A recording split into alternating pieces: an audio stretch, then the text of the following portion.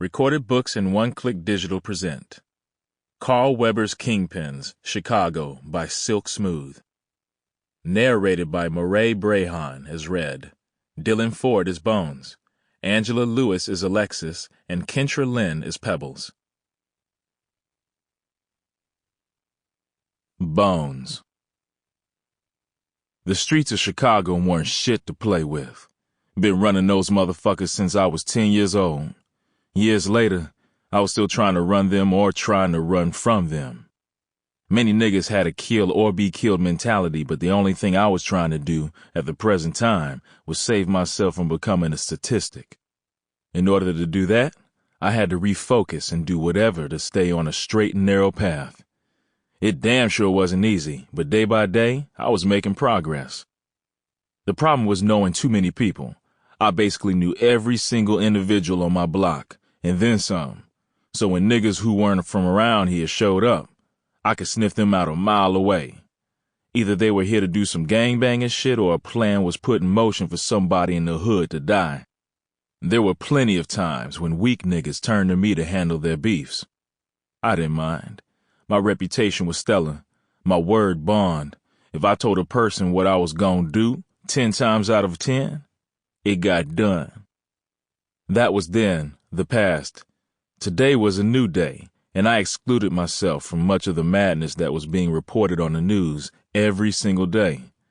It was sad to see sometimes, but it all boiled down to one simple thing: choices. Within the last year, I'd made mine. I wanted to live. Live life to the fullest, at least until I was 110 years old. To me, that was a possibility. And as far as I knew, I didn't have no beefs with any of the niggas around here. My boys, Theo and Nate, I wasn't so sure. They were involved in all kinds of illegal shit, and making the almighty dollar by any means necessary was their priority. I had no problem with the route they'd chosen, and it didn't bother me one bit because I was known as being boss, a leader, not a follower. And when all was mulled over and done, those two would still be my niggas. We all had been down with each other since grade school. Our family situations were about the same: absentee fathers, mothers dead, on drugs, or in prison. I kicked back with my grandmother. Theo resided with his aunt, Lala, and Nate was here and there. Wherever he could lay his head, that was home for him. Many times Nate shacked up at my grandmother's house or with Theo and his aunt. Then he hooked up with a chick named Alexis. When she got pregnant and had his child, the two of them got a place on Section 8. I was surprised by how quickly Nate had pulled back on his womanizing ways. He was known for being out there with a whole lot of bitches, but I was happy for him. That was, until I found out how much he got a thrill out of kicking Alexis's ass. He had always been the abusive type. Theo and I feared that Nate would kill Alexis one day, only because Nate had a temper that would flare up at the drop of a dime.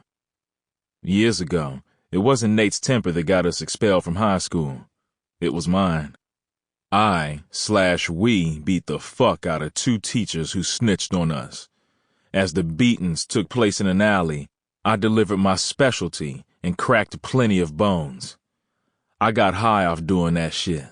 They didn't call me Bones for nothing.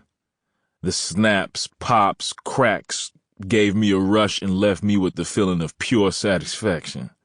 It was my revenge for those who somehow or some way made me suffer, like those fake-ass teachers did.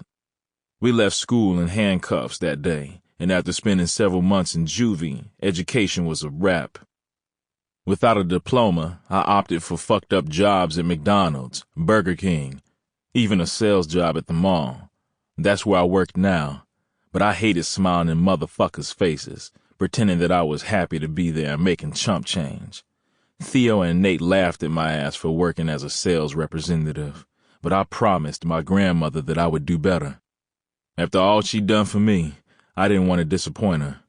I didn't want her to think that her efforts had been wasted, but I'd be the first to admit that the way my job situation had been going, change was coming. "Bones," my flamboyant supervisor hissed, then snapped his fingers. "This customer needs some help. Please put that down and hurry yourself over here. I don't know where Sally is, but you need to step up when she's somewhere stuffing her fat little ass with..." Sample complete. Ready to continue?